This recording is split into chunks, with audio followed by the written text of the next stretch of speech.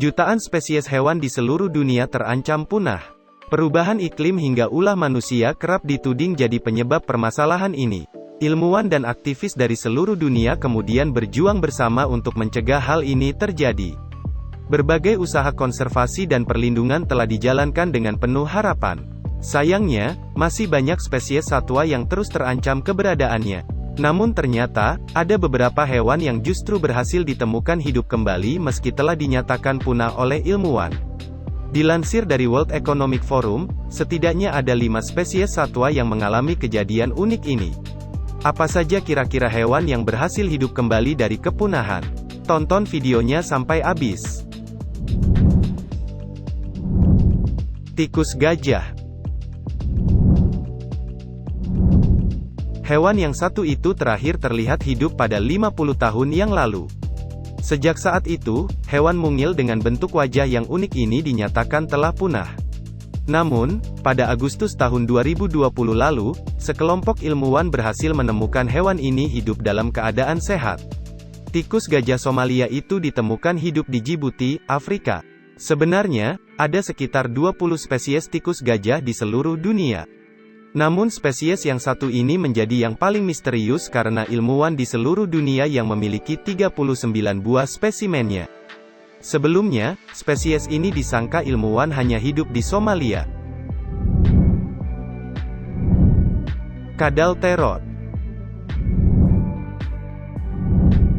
Kadal teror memperoleh namanya berkat ukurannya yang besar dan mulutnya yang dipenuhi gigi-gigi tajam. Ukuran tubuhnya yang mencapai 50 cm membuat spesies ini tidak sulit dikenali. Kadal ini pertama kali ditemukan pada tahun 1872 oleh seorang ilmuwan asal Prancis di kawasan Pasifik.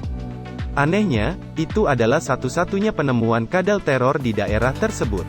Ilmuwan pun menganggap hewan tersebut telah punah. Namun, pada tahun 2003, sekelompok ilmuwan kembali menemukan hewan yang sama di daerah tersebut. Penemuan yang berjarak 130 tahun itu akhirnya memastikan bahwa satwa satu ini belum punah. Solenodon kuba. Hewan ini tergolong unik karena merupakan satu dari sedikit spesies mamalia yang memiliki bisa dalam tubuhnya.